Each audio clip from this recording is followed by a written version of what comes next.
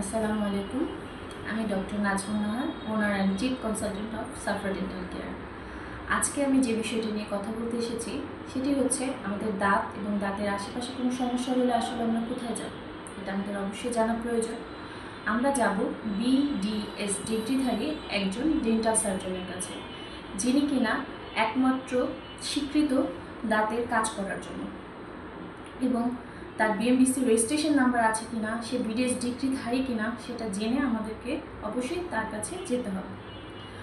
আর এটা কেন বেশি ইম্পর্টেন্ট সেটি হচ্ছে, এটি ইম্পর্টেন্ট এই কারণে যে আমরা যখন দাঁতের কাজ করি তখন যদি রোগীর অন্যান্য শরীরের অন্যান্য অঙ্গের কোনো সমস্যা থেকে থাকে, যেমন কিডনি, লিভার, হার্ট, লাংস, এসব জায়গায় যদি কোনো সমস্যা থেকে থাকে, অথবা রোগী যদি ডায়াবেটিক হয়, অথবা রোগীর হাইপার টেনশন থাকে, বা হরমোনাল জনিত অন্য কোনো সমস্যা থেকে থাকে, সেক্ষেত্রে আমাদের চিকিৎসার সময়, চিকিৎসার পূর্বে এবং চিকিৎসার পর কিছু সাবধানতা অবলম্বন করতে হয়।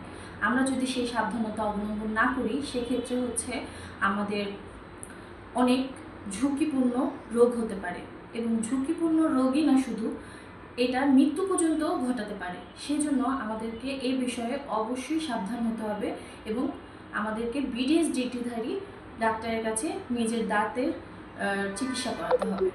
ঠিক আছে, আজকে এ পর্যন্তই। ভালো থাকবেন। আসসালামু আলাইকুম।